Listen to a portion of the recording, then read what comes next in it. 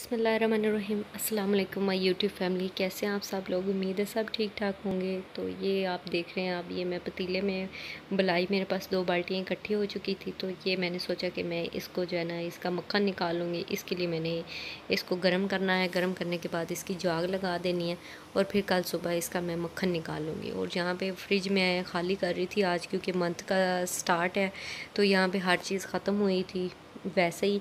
तो मैंने सोचा ये ऑलरेडी इसमें से हर चीज़ ख़त्म हुई है, तो इसको क्यों ना फ्रिज को साफ़ कर लिया जाए। तो ये वैसे भी मैं मंथ के स्टार्ट में या एंड में इसे मैं साफ़ कर लेती हूँ।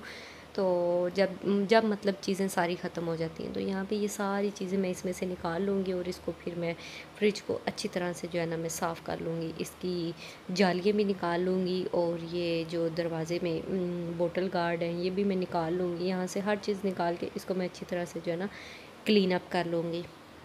तो फ्रिज में बेसिकली इसमें साबुन की टाँकी लगाऊंगी, जो लेमन मैक्स होता है वो लगाऊंगी। और उसके बाद जो है इसको खुश्क कपड़े के साथ, साफ़ सुथरे कपड़े के साथ इसको अच्छी तरह से ड्राई कर लूँगी। और यहाँ पे ये जो बलाई है, इतने में इसको उबाल आ गया था, तो इसको मैं थोड़ी देर के लिए ढक के रख दूँगी ताकि ये नीम गर्म हो जाए। और फिर इसको मैं जाग लगा के जो है ना एक साइड पे रख दूँगी। तो ये जालियाँ वगैरह मैं धो लूँगी। अच्छा, वो मैं बता रही थी, तो उसके बाद मैं जो फ्रिज में एंड पे जो है ना, वो मैं नींबू हल्का सा लगा देती हूँ। लेमन मेरे पास नहीं है इस दफ़ा, तो मैं फिर जो लीमू का वो जो मैं लेके आई थी ना बॉटल में, वो ही मैं लगा दूँगी। तो उससे जो फ्रिज है ना वो एक तो फ्रेश हो जाती है। और दूसरा मैं ये काम करती हूँ, क्योंकि पंखे की हवा नहीं लगती छत वाले की फ्रिज में, तो मैं जो स्टैंड वाला पंखा है ना वो लगा के उसको अच्छी तरह से मैं ड्राई कर लेती हूँ। उसके कोने शोने जो है ना फ्रिज के सारे जो है वो अच्छी तरह से साफ़ हो जाते हैं। तो ये सारी मैं इनको साफ़ करके जालियों को, और इनको, ये वैसे इतनी गंदी नहीं थी, लेकिन मैं इनको साफ़ करके ना इसको मैं धूप में डाल दूँगी, ताकि इनके भी जरासीम जो है अच्छी तरह से मर जाएँ और इनको भी धूप हवा सब कुछ लग के, तो ये ज़रा ना फ्रेश हो जाती है। और सब्ज़ी वाले रैक की तो सबसे ज़रूरी होती है कि वो ज़रा ना फ्रेश हो जाती है। तो हमारे घर में तो कीड़े बड़े आए हुए हैं, तो इसलिए कीड़े हर जगह पे ऐसे ही, तो इसलिए मसला बन रहा है। तो यहाँ पे ये मैं रख दूँगी ऊपर धूप में। ये फ्रिज मैंने इतने में साफ़ कर ली थी। इसको मैंने गीला कपड़ा, वो खुश्क कपड़ा लगा लिया था। तो अब इसमें मैं सिरका डाल के, तो इसको मैं जो है ना अच्छी तरह से आखिरी स्टेप दे रही हूँ फ्रिज को। इसके बाद इसमें चीज़ें रख दूँगी बाकी सारी। तो ये मैंने पंखा शंखा लगा के सही ड्राई कर ली थी। और इसके बाद मैंने इसमें सारी चीज़ें जो है ना एक तरतीब से, जैसे पहले थी वैसे ही मैंने इसमें चीज़ें रख दी है, साफ़ सुथरी करके सारी चीज़ें। यहाँ पे अब मेरी अलमारी साफ़ करने वाली थी। ये मेरा वलीमे का ड्रेस था, ये भी ऐसे ही हैंग अप हुआ था, तो मैं इसे अब जो है ना समेटने लगी हूँ डिब्बे में डाल के। इसको मैं समेट दूँगी। देखिए अभी भी काम फ्रेश है। और ये मेरा बारात वाले दिन का है, इसका भी काम वैसे ही है, पहना ही नहीं है, तो ऐसे ही पैकिंग में पड़े हुए थे, तो इनको जो है ना अब मैं संभाल दूँगी। और ये मेरे कुछ शादी के सूट हैं, बहुत ज़्यादा हैं सूट, लेकिन ये कुछ ऐसे हैं जो हैंग हुए थे, क्योंकि ये फैंसी है ना, तो ये हैंग हुए ही सही रहते हैं, बार बार इस्त्री भी नहीं करने पड़ते। तो ये कुछ कुछ सूट दिखा रही हूँ मैं आपको, बाकी तो दूसरे टच ही में ही पड़े हुए हैं। तब ये हमें जो है टीन्स का साइज़ आता था, तो अब तो वो भी नहीं आता, नॉर्मल साइज़ भी। तो ये कपड़े देखें कि दिल करता है इनको पहने, लेकिन ना अब वो वाला टाइम रह गया है।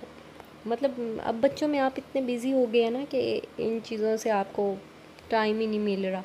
अट्रैक्टिव लगते हैं अभी तक, मुझे लगते हैं, मुझे अपनी शादी के ड्रेस बहुत बहुत बहुत ज़्यादा पसंद है, तो मेरा दिल नहीं करता मैं इनको कहीं साइड पे रखूं, बस देखती रहती हूँ। ये मेरा पठानी ड्रेस था, ये भी मुझे बहुत पसंद है, वेलवेट पे बना हुआ है।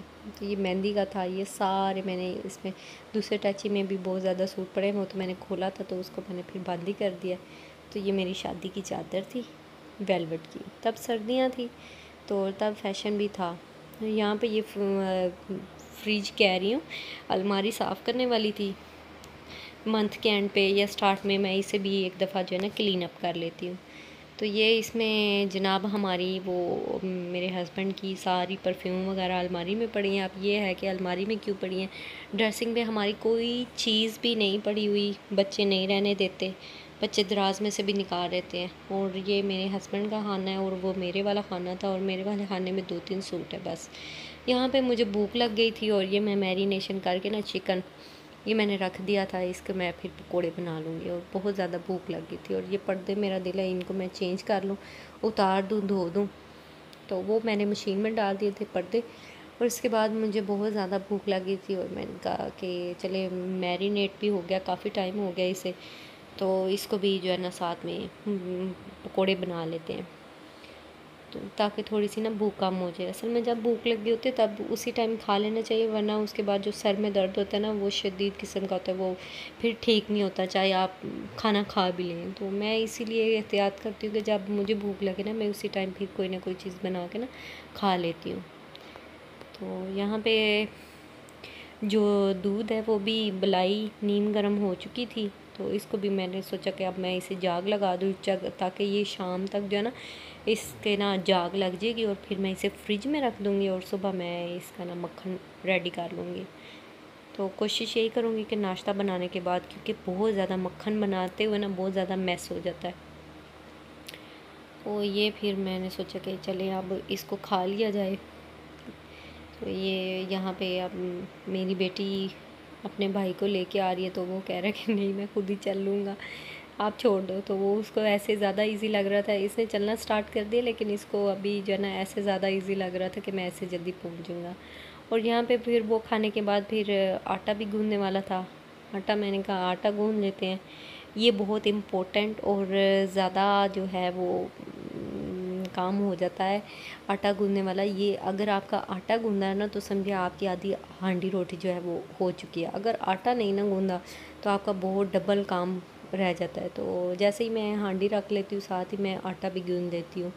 तो मैं आज सोच रही थी कि मैं दाल चावल बना लूँ, और आटा इसलिए गूँध के रख रही हूँ क्योंकि हस्बैंड जो है ना वो उन्हें रोटी ज़्यादा पसंद है, तो इसलिए मुझे जो है ना आटा लाजमी मुझे चाहिए होता है। और वैसे भी कोई ना कोई आ जाए तो जो है ना आपकी फ्रिज में आटा लाजमी गूँधा हुआ होना चाहिए, और आटा भी वही था। उसके बाद बाकी जो है वो पिसवाने वाला है, गया हुआ है हमारा आटा, तो जैसे वो आएगा तो फिर। तो आज मैंने कहा कि चले ज़रा जो है ना आज हल्का फुल्का दाल चावल बना लेते हैं। तो मेरे ख़्याल में मैं कोई जो है ना 2 ढाई हफ़्ते बाद मैं दाल चावल बना रही हूँ।